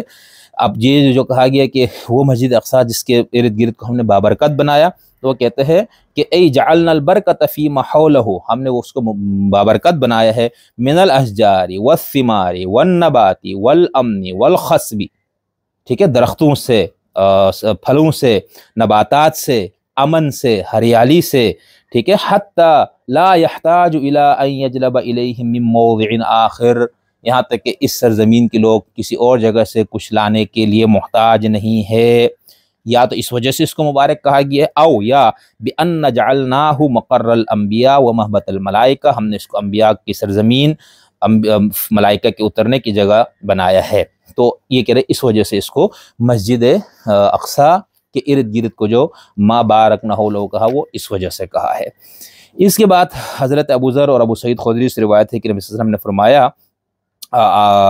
آپ سے پوچھا گیا ما کذب الفؤاد ما رأى سے متعلق، یعنی جو سورہ نجم میں ہے، تو اس کے بعد وہ کہتے ہیں کہ وَذَلِكَ أَنَّهُمْ جَادَلُوهُ حِينَ أُسْرِيَ بِهِ، یہ پیغمبر جب واپس آئے، یا میں نے پہلے سنت کی حدیث کی کتاب سے بھی حدیث پیش کی تھی، جب آپ واپس آئے تو لوگوں نے کہا صف لنا بیت المقدس، بیت المقدس کے بارے میں آپ ذرا ہمیں بتائیے، تو پھر حضور صلی اللہ علیہ وسلم نے ان کو اس کے حوالے سے کچھ چیزیں بتائی۔ اسی طرح صفحہ نمبر 452 پر علامہ مجلسی نے لکھا ہے کہ والذی یشہد بہ القرآن الاسراء من المسجد الحرام الی المسجد الاقصی والثانی یعلم بالخبر انتہا، ٹھیک ہے۔ اب یہ کہہ رہے ہیں کہ ابن شہر عاشوب نے ہمارے طرف یہ بات منسوب کی ہے شیعوں کی طرف کہ امامیہ کا یہ خیال ہے کہ حضور صلی اللہ علیہ وسلم کا جو معراج ہے وہ بیت المقدس تک ہی ہے، کہ اس پہ ہم آگے بات کریں گے۔ اس کے بعد آگے انہوں نے لکھا ہے کہ یہ جسم اور روح دونوں کے ساتھ ہوا ہے، یا صرف جسم کے ساتھ ہوا ہے، صرف مسجد اقصی تک ہوا ہے یا آسمان تک ہوا ہے؟ کہتے ہیں یہ سب کے سب، کہہ رہے حقیقت یہ ہے کہ یہ خواب کے حالت میں نہیں، بیداری میں ہوا ہے، جسم کے ساتھ ہوا ہے، مسجد اقصی کی طرف ہوا ہے، کتاب اور مسجد اقصی کی طرف ہونے کی جو گواہی ہے وہ قرآن سے ہے، اور پھر وہ اجماع القرن ثانی، اجماع قرن ثانی سے ہے، اور پھر اس کے بعد آگے وہ کہتے ہیں کہ وقت اشتہارا، اور یہ بات مشہور ہے کہ انہ نعت لقریش المسجد الاقصی، حضور صلی اللہ علیہ وسلم نے مسجد اقصی کی صفات بیان کی قریش کے سامنے، علی ما هو علیہ، وہ حالت بتائی جس پر وہ مسجد تھی، واخبرہم بحال عیرہم، اور پھر ان کے قافلوں کے بارے میں بھی بتایا۔ پھر اس کا انہوں نے اس کا رد کیا جو لوگ اس کو صرف خواب میں مانتے ہیں، حضرت عائشہ، معاویہ وغیرہ کی طرف جو منسوب ہے۔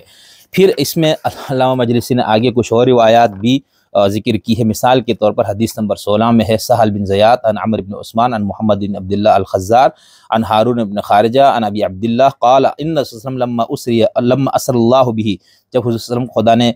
سیر کرائی، قال له جبریل، جبریل نے کہا اتدری این انت یا رسول اللہ، اے رسول اللہ آپ کو معلوم ہے آپ کہاں ہے؟ آپ نے فرمایا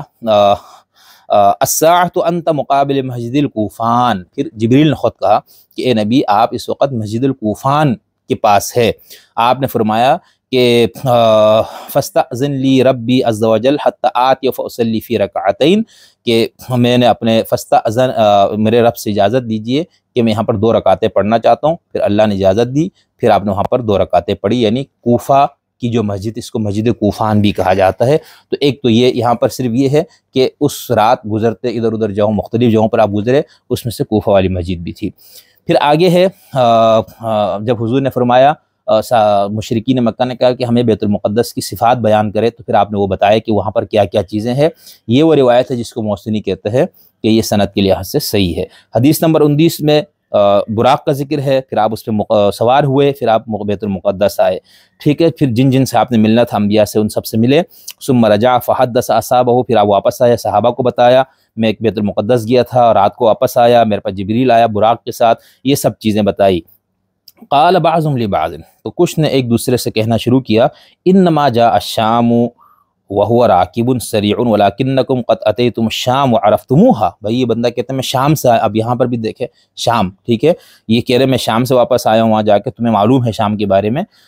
فاسألوه عن اسواقها وابوابها وتجارها، تو وہ مشرکین اور لوگوں نے کہا بھائی اس سے ذرا محمد صلی اللہ علیہ وسلم نے پوچھو شام کے بازاروں سے متعلق، دروازوں سے متعلق، تجارت سے متعلق، تاجروں سے متعلق۔ فقالوا یا رسول اللہ کیف الشام وکیف اسواقها، لوگوں نے پوچھنا شروع کر دیا، ٹھیک ہے۔ تو یہاں پر بھی مجلسی صاحب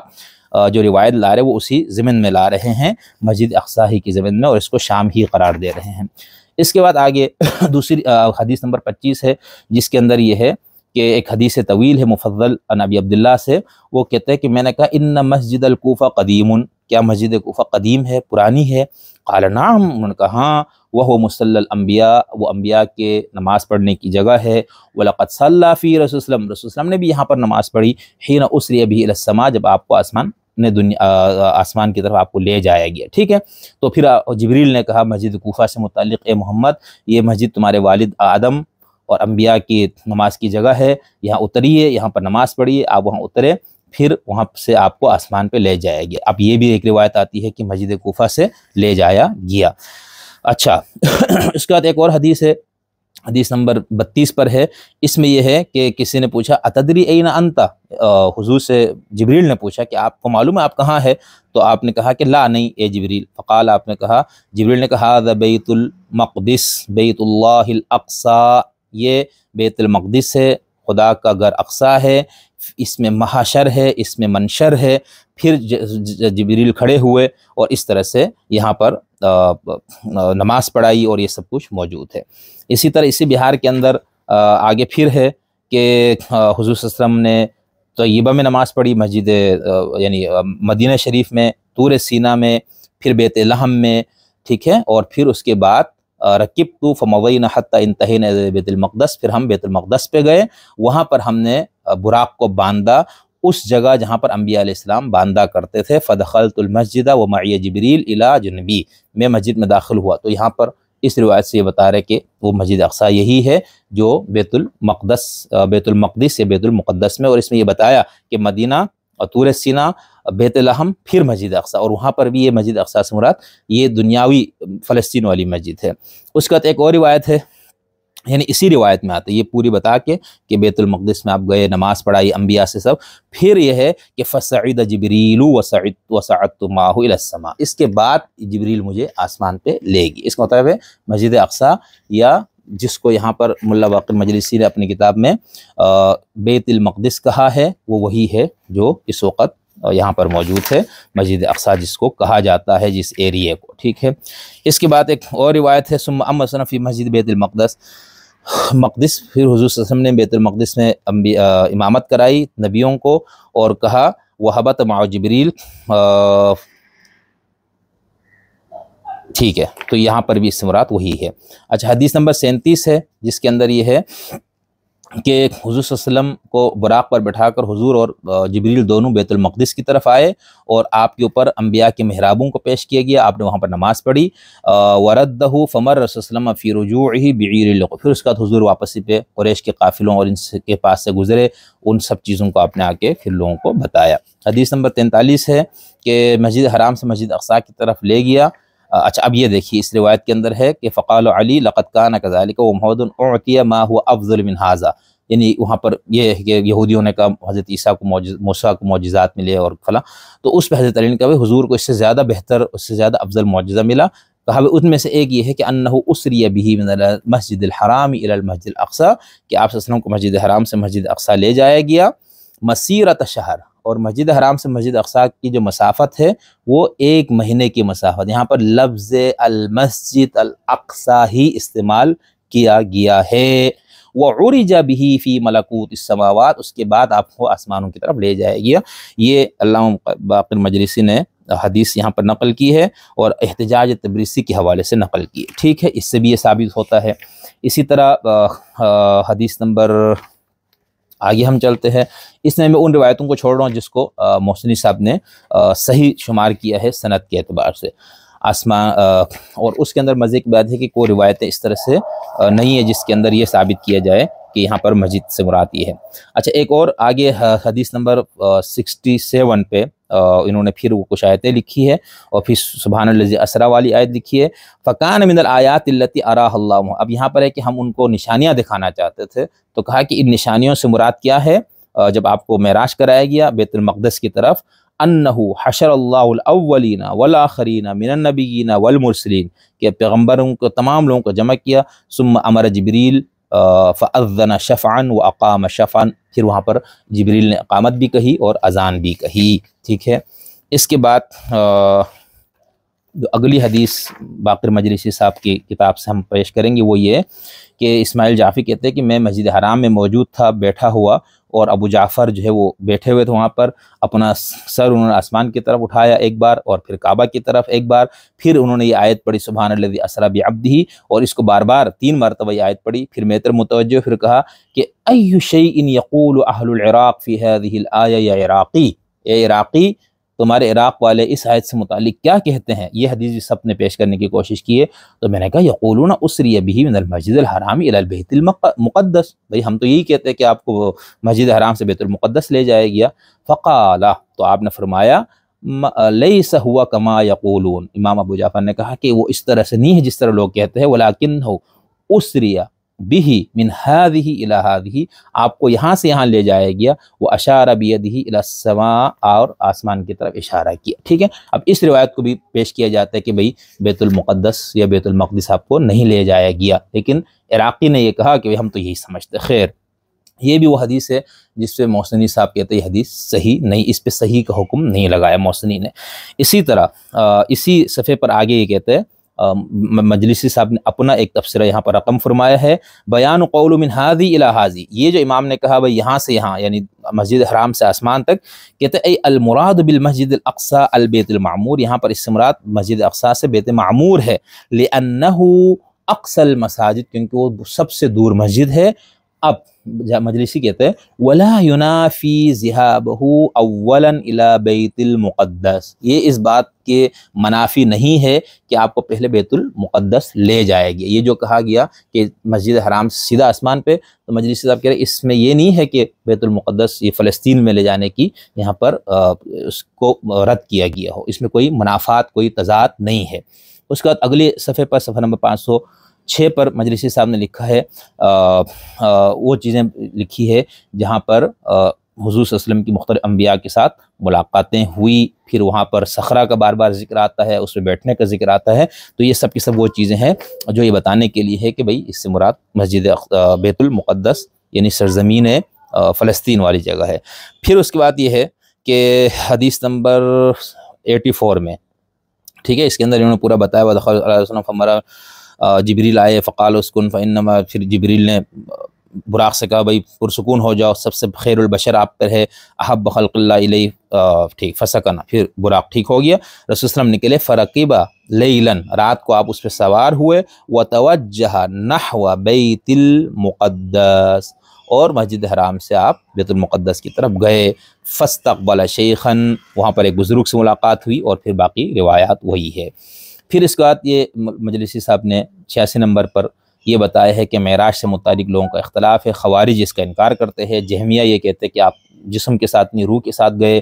خواب میں، امامیہ اور زیدیہ اور معتزلہ کہتے ہیں کہ آپ عرج بروحہ و بجسمہ، آپ صلی اللہ علیہ وسلم اپنی روح اور اپنے جسم کے ساتھ آپ کو لے جائے گیا، کہاں لے جایا گیا؟ بیت المقدس لے جایا گیا، لقولہ تعالی، کیونکہ قرآن میں موجود ہے۔ مجلسی صاحب کہہ رہے سبحان الذی اسری والی، پھر الی المسجد الاقصی، مسجد اقصی تک۔ وقال الاخرون، کچھ لوگوں کا یہ کہنا ہے بل عرج بروحہ وبجسم الی السماوات، کچھ لوگ کہتے ہیں کہ آپ کو اپنے جسم اور روح کے ذریعے آسمانوں پہ لے جایا گیا، اور یہ بات ابن عباس، ابن مسعود، جابر، حذیفہ، انس، عائشہ، ام ہانی سے روایت ہے۔ وَنَحْنُ لَا نُنْكِرُ ذَلِكَ إِذَا قَامَتِ الدِّلَالَةُ، بھئی ہم اس کا انکار نہیں کریں گے کہ حضور کو آسمان پہ ہی لے جایا گیا جب اس پہ دلیل قائم ہو جائے اور یہ خواب کا معاملہ ہونے پہ کوئی دلیل مل جائے۔ وَقَدْ جَعَلَ اللَّهُ مِعْرَاجَ مُوسَىٰ إِلَى الطُّورِ، یہ پھر آگے تفصیل ہے۔ اچھا، اس کے بعد پھر بیت المقدس میں جانے کا ذکر ہے، جہاں پر یہ بتایا وہاں پر ایک روشنی دیکھی، وَأَسْفَلُهُ عَلَىٰ صَخْرَةِ بَيْتِ الْمُقْدَسِ، اس روشنی کی جو نیچے کی انتہا تھی وہ اس چٹان پہ تھی، وَرَأْسُهُ فِي السَّمَاءِ، اور اس کی جو آخری جو کنارہ اوپر کا تھا وہ آسمان میں تھا۔ تو یہاں پر بھی مسجد بیت المقدس سرزمین فلسطین کا ذکر ہو رہا ہے۔ پھر یہ ہے کہ اس وقت کے بعد جبریل نے کہا اسعد یا محمد، اے محمد چڑھیے اوپر، تو پھر بیت المقدس سے وہاں لے جایا گیا۔ اس کے بعد آگے پھر انہوں نے وہ بتایا کہ رسول صلی اللہ علیہ وسلم صبح تشریف لائے، معراج کا بتایا، لوگوں نے کہا صف لنا بیت المقدس، اے نبی ہمیں بیت المقدس کے بارے میں بتائیے۔ فجاء جبریل بصورت بیت المقدس، جبریل بیت المقدس کی تصویر لے کر آئے، ٹھیک ہے، تجاہ وجہہ، آپ کے سامنے رکھا، فجعل یخبرہم بما یسألونہ، بتانا شروع کیا حضور نے جو وہ لوگ سوال پوچھتے تھے۔ فقالوا این بیت فلان ومکان کذا، وہ اس کا گھر کہاں ہے، وہ جگہ کہاں پر ہے۔ فاجابہم فی کل ما سألوہ عنہ، آپ نے ہر ایک چیز کا جواب دیا۔ فلم یؤمن منہم الا قلیل، اس کے باوجود بہت کم لوگ ایمان لائے۔ اچھا، یہ مجلسی صاحب نے مناقب ابن شہر آشوب سے یہ روایت نقل کی۔ یہاں سے بھی کیا ثابت ہو رہا ہے؟ وہی بات کہ بیت المقدس ارض فلسطین والا ہے، جہاں کے بارے میں آپ نے سب کچھ بتایا۔ اگلی حدیث نمبر 87 میں ہے کہ جبریل براق لے کر آئے، فلما انتہا بھی الی وادی السلام وہو ظہر الکافہ، کوفہ، جب آپ وادی السلام پہ پہنچے، وہ کوفہ کا پیچھے والا حصہ ہے، وہو یرید بیت المقدس، اور آپ کو جبریل نے بیت المقدس لے کے جانا تھا۔ قال لہ یا محمد، تو اس موقع پر یعنی ابھی بیت المقدس جاتے ہوئے راستے میں جبریل نے کہا اے محمد ھذا مسجد ابی کا آدم، یہ مسجد تمہارے والد آدم کی مسجد ہے، مصلی الانبیاء ہے۔ پھر حضور وہاں اترے، پھر آپ نے وہاں پر نماز پڑھی، ثم انطلق بہ، پھر ان کو لے کر گیا جبریل بیت المقدس، وہاں پر آپ نے نماز پڑھی، پھر جبریل ان کو حضور کو آسمانوں پر لے کر گئی۔ تفسیر عیاشی سے یہ دیکھیے بہت واضح ہے، حضور کو لے جایا جا رہا تھا، مسجد کوفہ میں آپ کو اتارا گیا، وہاں پر آپ نے نماز پڑھی، ٹھیک،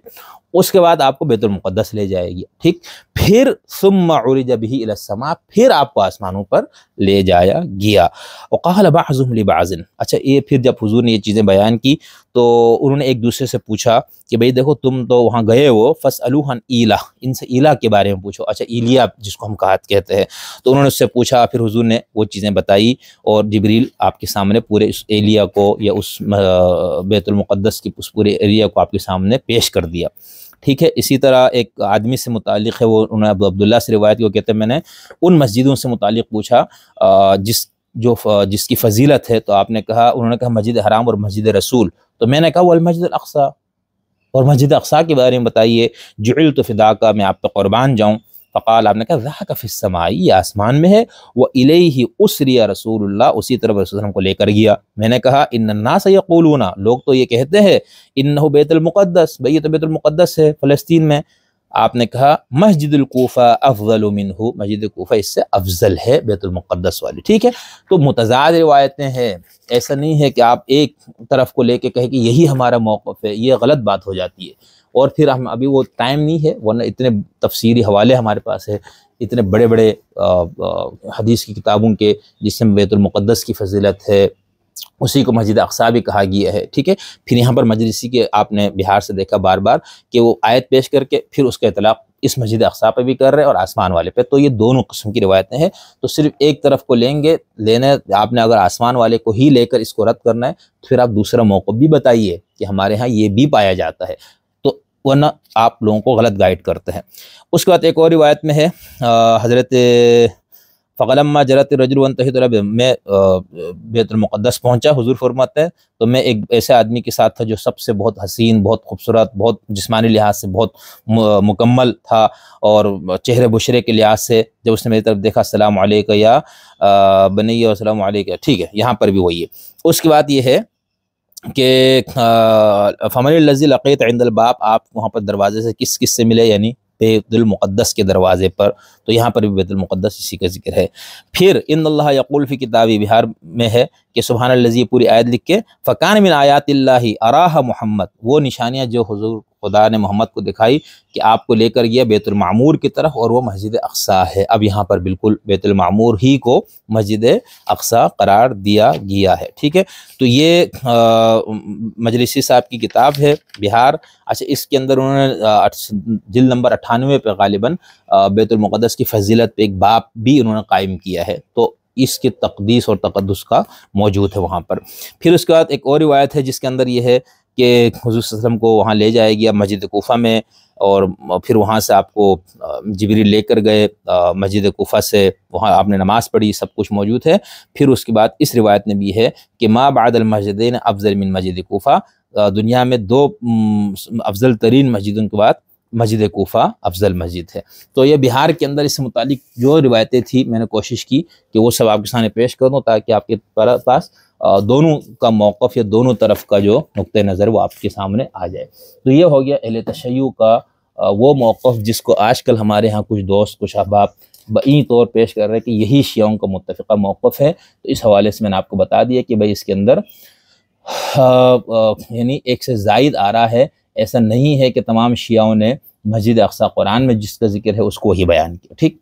مجلسی صاحب کا تفسیرہ بھی میں نے پڑھا، انہوں نے یہ کہا کہ بھئی اگر کوئی آسمان والی مسجد کو کہتا ہے تو یہ بات اس بات کی تردید نہیں ہے کہ حضور جو ہے وہ مسجد بیت المقدس نہیں گیا۔ اچھا، اس بیت المقدس یا بیت المقدس کے لیے بھی شیعہ کتابوں میں بھی حدیث کی تفسیر کی مسجد اقصیٰ کا ذکر استعمال ہے، ٹھیک۔ صاحب تفسیر میزان علامہ طباطبائی کا تفسیرہ بھی میں آپ کے سامنے رکھ دیتا ہوں۔ وہ کہتے ہیں کہ یہ جو حضرت ابو جعفر علیہ السلام نے یہ جو کہا جب اسماعیل جعفری نے سوال کیا کہ سبحان الذی اسریٰ بعبدہ، کہ جب امام سے پوچھا گیا کہ ای شیء، یہ جو میں نے حدیث آپ کو بہار سے پڑھی کہ وہ اہل عراق یہ جو کہتے ہیں کہ کیا مراد ہے، تو کہا انہوں نے عراقی یہ کہتے ہیں کہ حضور کو مسجد حرام سے بیت المقدس لے گیا گیا، تو امام نے کہا نہیں، یہ اس طرح نہیں ہے، پھر آپ کو یہاں سے یہاں لے جایا گیا۔ تو صاحب میزان علامہ طباطبائی اس حدیث پر روایت کرتے ہیں کہ ولیکن حاضر ای من الکعبہ الی بیت المقدس ولیس المراد بہ، کہتے ہیں اس میں امام کا مقصد یہ نہیں ہے کہ نفی الاسراء الی بیت المقدس، کہ بیت المقدس کی طرف آپ کے سفر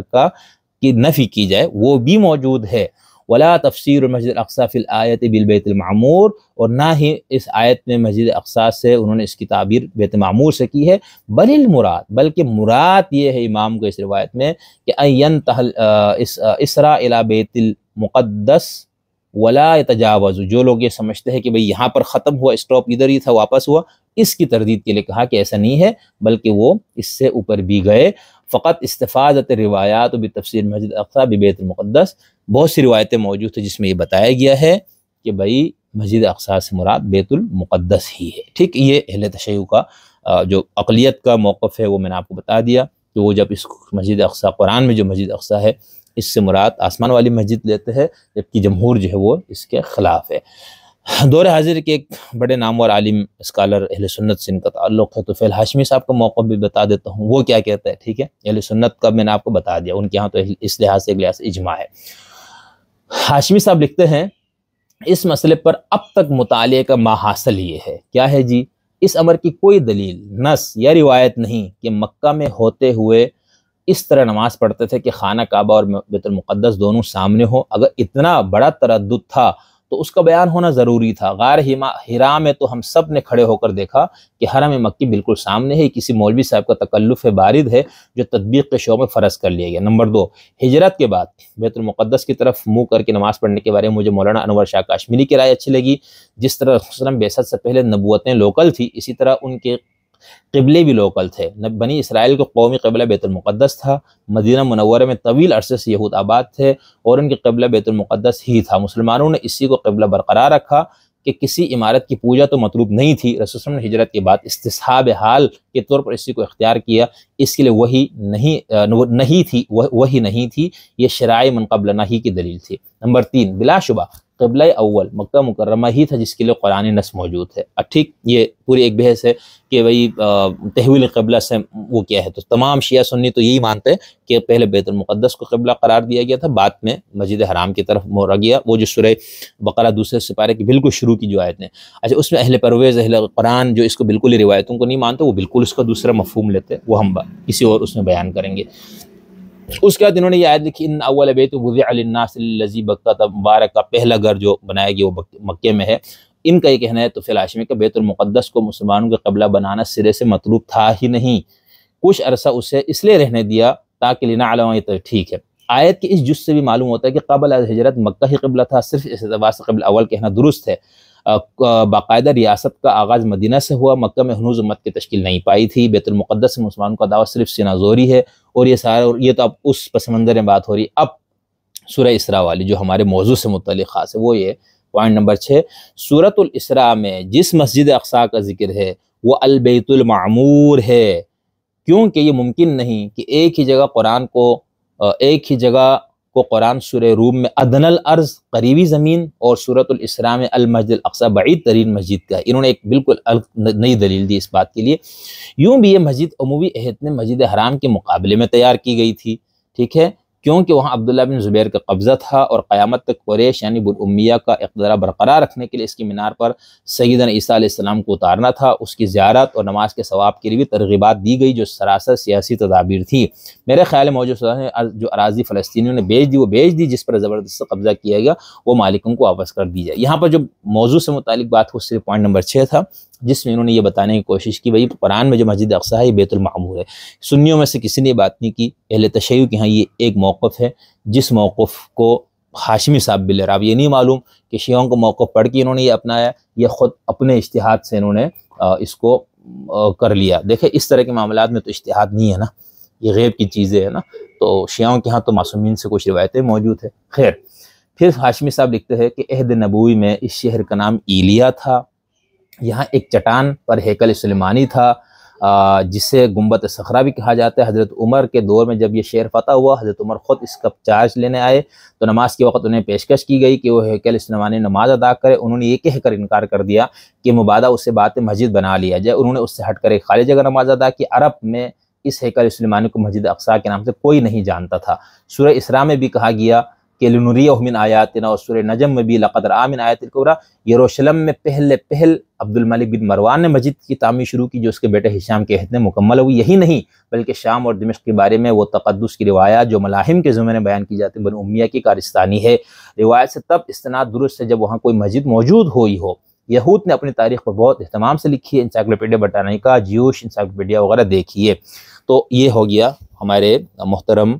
طفیل ہاشمی صاحب کا موقف، ٹھیک ہے، کیا کہ بھئی یہ بیت المعمور ہے اور وہاں کوئی مسجد نہیں تھی بیت المقدس میں، اور جو مسجد موجود ہے وہ بنو امیہ نے بنائی اور اس کے سیاسی مقاصد تھے۔ اچھا، جو اہل سنت میں سے جو لوگ اس موقف کو نہیں مانتے انہوں نے اس کو بالکل رد کیا کہ کوئی سیاسی مقاصد، اور وہ کہتے یہ بنو امیہ کے خلاف یہ پروپیگنڈا کا حصہ ہے اور فلاں۔ حالانکہ کچھ بہت سی روایتیں ہیں جس کو تمام محدثین نے ضعیف کہا، جس میں باقاعدہ حج اور عمرہ زیارت کا بھی ذکر کیا گیا، تو محدثانہ نقطہ نظر سے وہ حدیثیں موضوع ہے خود اہل سنت کے۔ خیر، کچھ نہ کچھ تو دال میں کچھ کالا لگتا ہے، ٹھیک ہے۔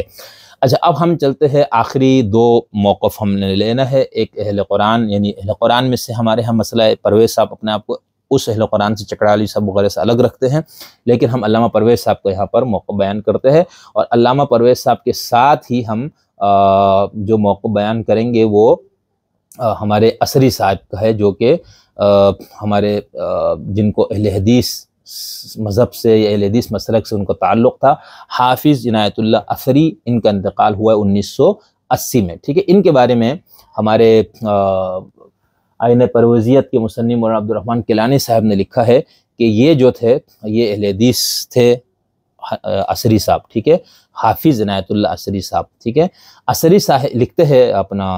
کیلانی صاحب ان کے بارے میں، ماشاءاللہ پرویز کی طرح سر سید کے خاص الخاص خوشہ چینوں میں سے ہے۔ آپ کے نام کے ساتھ عصری کے لاحقے سے بظاہر ہی معلوم ہوتا ہے کہ آپ پکے اہل حدیث تھے، موصوف خود بھی اپنے اہل حدیث ہونے کا دعویٰ کرتے تھے، جبکہ حقیقت یہ ہے کہ آپ کی بعض ملحدانہ تصانیف کی بنا پر مولانا محمد اسماعیل سلفی گوجرانوالے کے دور نظامت میں آپ کو جماعت اہل حدیث سے خارج کرنے کی قرارداد بھی پیش کی گئی تھی، جس پر بوجود عمل درآمد نہ ہو سکا تھا۔ تو یہ ذہن میں رکھیے گا، اہل حدیث مسلک سے تعلق رکھنے والے ایک عالم دین حافظ عنایت اللہ عصری صاحب کا موقف ہم ابھی آپ کو بیان کرنے جا رہے ہیں، اور ان کے ساتھ ساتھ علامہ پرویز صاحب کا، ان دونوں کا موقف اس حوالے سے یکساں ہے کہ بھائی یہ جو واقعہ ہے معراج کا، جو قرآن میں ذکر ہے اس سورہ بنی اسرائیل کی پہلی آیت، یہ معراج بھی نہیں ہے، نہ آپ بیت المقدس گئے، یہ سفر ہجرت کا ذکر ہے، اور اس میں یہ بتایا گیا مسجد اقصیٰ جو مدینہ کو کہا گیا ہے، اور یہ بتایا گیا کہ حضور نے رات کے ٹائم پر وہاں کا سفر شروع کیا۔ پرویز صاحب بھی چونکہ یہی موقف رکھتے تھے، تو پرویز صاحب نے اپنے ایک تحریر میں لکھا ہے کہ میں نے مفہوم القرآن میں، یہ پرویز صاحب کا ہے مفہوم القرآن، لکھا ہے کہ یہ واقعہ اسراء در حقیقت واقع ہجرت کا بیان ہے، اور اس میں مسجد اقصیٰ سے مراد مدینہ طیبہ ہے، تو قدامت پرست طبقہ کی طرف سے اس پر حسب عادت شور مچا دیا گیا۔ اگلے دنوں ایک صاحب کی وساطت سے مجھے عنایت اللہ عصری وزیر آبادی ثم گجراتی کی کتاب حصول تیسیر البیان علی اصول تفسیر القرآن دیکھنے کا اتفاق ہوا۔ مجھے یہ دیکھ کر حیرت اور خوشی ہوئی کہ اس میں انہوں نے بھی مسجد اقصیٰ کا وہی مفہوم لکھا جسے میں نے مفہوم القرآن نے لکھا تھا۔ مجھے مولانا موصوف سے ملنے کا اتفاق نہیں ہوا، لیکن اس کا مجھے علم ہے کہ وہ فرقہ اہل حدیث کے ایک ممتاز عالم ہے۔ ایک اہل حدیث عالم کی طرف سے اس آیت کو وہ مفہوم جو روایتی مفہوم سے ہٹا ہوا ہو واقعی باعث تعجب، اور چونکہ وہ مفہوم میرے نزدیک قرآن کے منشاء کے مطابق اس لیے وجہ حیرت ہے۔ مولانا اگر بقید حیات ہوں، خدا کرے ایسا ہی ہو اور خدا ان کی عمر دراز کرے، تو وہ میری طرف سے اس تحقیق اور حق گوئی کی جرت پر ہدیہ تبریک قبول فرمائے۔ یہ پرویز صاحب نے طلوع اسلام جنوری 1985 میں یہ تحریر لکھی ہے۔ اچھا، پرویز صاحب نے اپنی مفہوم القرآن، تبویب القرآن اور تفسیر جو ان کا ہے مطالب الفرقان، اور اس کے علاوہ 2-3 اور جگہوں پر تفصیل کے ساتھ لکھا ہے بھائی کہ سورہ اسراء کی پہلی آیت میں کسی اسراء اور معراج کا ذکر نہیں ہے، بلکہ یہاں پر اس سے مراد مسجد حرام سے یعنی مکہ سے مدینہ شریف کی طرف ہجرت مراد ہے۔ عبدالکریم عصری نے اس آیت کا جو مفہوم لکھا، یہ لوگ یہ کہتے ہیں پرویز صاحب خاص طور پر کہ قرآن کا ترجمہ نہیں ہو سکتا، اب ترجمہ نہیں ہو سکتا تو پھر کیا کرے، وہ کہتے ہیں مفہوم بیان کرو، اور جو ان کی کتاب ہے مفہوم القرآن وہ آپ دیکھیں گے تو بہت آپ کو تعجب ہوگا کہ وہ بندہ کس قسم کا تھا، جنہوں نے یعنی اگر آپ ان کو دشمنی رکھتے تو آپ ان کو گالیاں دیں گے، اور اگر آپ کو ایک عقیدت محبت ہے تو آپ کہیں گے واہ اس سے بہتر تو کسی نے مفہوم پیش ہی نہیں کیا، لیکن ہے بہت اچھا علمی کام، بہت محنت کا کام، ایک جن کی طرح انہوں نے اس کو لکھا، یعنی 1400 سال کی تاریخ میں یار ایسی مثال نہیں ہے۔ خیر آپ کو ان سے اختلاف اتفاقی اپنی جگہ۔ اب عصری صاحب نے اس آیت کا جو مفہوم لکھا سبحان الذی اسری بعبدہ کا الی المسجد الاقصی، پوری جو پہلی آیت ہے، چرچا کرو اور وعدہ خلافیوں غلط پیش گوئیوں سے اسے خوب پاک و صاف بیان کرو، تاکہ وہ اپنے بندے محمد کو مسجد حرام کی طرف کسی نہ کسی رات کو روانہ کر دے گا، جو کہ یہاں سے بہت دور ہے، مسجد اقصیٰ کی طرف ہونا چاہیے، اور کہ تبلیغ و اشاعت کی وجہ سے اس کے ارد گرد بہت سے سعید الفطرت لوگ مسلمان ہو کر اسلامی انوار و برکات سے متمتع ہو رہے ہیں مدینہ، اور حلقہ اسلام دن بدن وسیع ہوتا جا رہا ہے، اور اس لیے یہاں سے اسے روانہ کیا جا رہا ہے کہ اس کے توسط سے اب تک ہماری وہ آیتیں جو کہ پیش گوئیوں سے متعلق شائع ہوتی رہی ہے کہ وہ اور اس کے اعوان و انصار کامیاب اور اس کے مخالف سب ناکام ہوں گے، ہم انہیں صاف طور پر پورا کر کے دکھا دیں، اور مخالفوں کی طرف سے یہ جو اعتراض ہو رہا ہے کہ فلاں فلاں پیش گوئی پورے نہیں ہوئی، اسے اللہ پاک سنتا رہا ہے، اور جو پیش گوئی کے خلاف انہوں نے قدم اٹھایا تو وہ پوری نہ ہو سکے، اسے اللہ دیکھتا رہا ہے، اب ان کے پورا ہونے کا وقت آیا ہے تو اسے یہاں سے کسی دوسری جگہ روانہ کیا جا رہا۔ اب یہ جو ان کا مفہوم انہوں نے اخذ کیا ہے نا،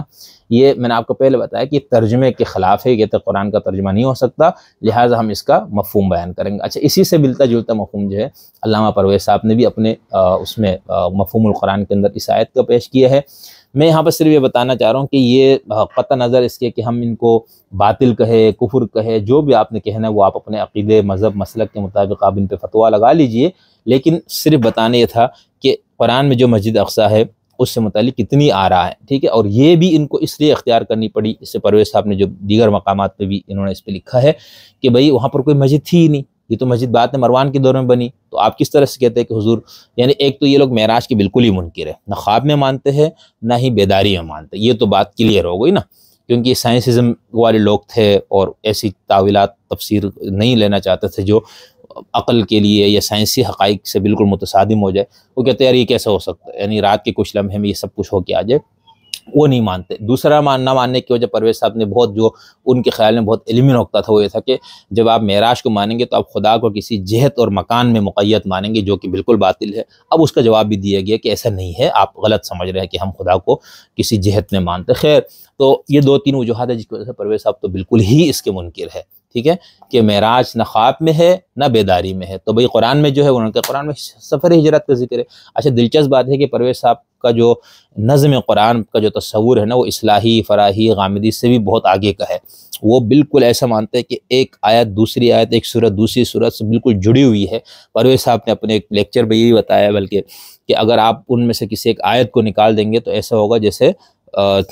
تسبیح کے دانوں میں سے آپ ایک دانہ نکال دیں تو سب کچھ بکھر جائے گا، ٹھیک ہے۔ تو ان کا یہ کہہ ہے، اس حد تک وہ شدت سے قائل نظم کے۔ اچھا، ان کا جو تصور نظم کو آپ سامنے رکھیں گے تو آپ کو یہ نظر آئے گا کہ پچھلی سورت جو سورہ نحل کا اختتام ہے، جو وَإِنْ عَاقَبْتُمْ فَعَاقِبُوا بِمِثْلِ مَا عُوقِبْتُمْ بِهِ وَلَئِنْ صَبَرْتُمْ، یہ پوری آیتیں پیچھے سے چلی آ رہی، اور اس کے فوراً بعد سبحان الذی اسریٰ۔ اچھا، پھر یہ جو پہلی آیت ختم ہوتی ہے لِنُرِیَ مِنْ آیَاتِنَا إِنَّهُ سَمِيعٌ عَلِيمٌ، اس کے فوراً بعد پھر موسیٰ اور ان کا ذکر آتا ہے۔ تو وہ یہ بتانا یہ چاہتے ہیں اپنے اس میں، اب ٹائم نہیں ہے، بہت لمبی گفتگو ہو گئی، کسی اور موقع پر، کسی اور اس میں ہم اپنی کتاب میں پرویز صاحب کا موقف ان کے تمام تحریروں سے جمع کر کے بیان کریں گے کہ وہ ان کا پورا کانسیپٹ کیا ہے۔ تو وہ یہ کہتے ہیں کہ سیاق و سباق کو بھی آپ دیکھیں گے تو یہاں سے کسی سفر معراج اور یہ بیت المقدس ادھر فلسطین جانے کا کوئی ذکر نہیں ملتا، یہ سراسر جو ہے وہ سفر ہجرت کا ذکر ہے۔ آخری موقف یوسف زیدان اور نبیل فیاض، یہ ایک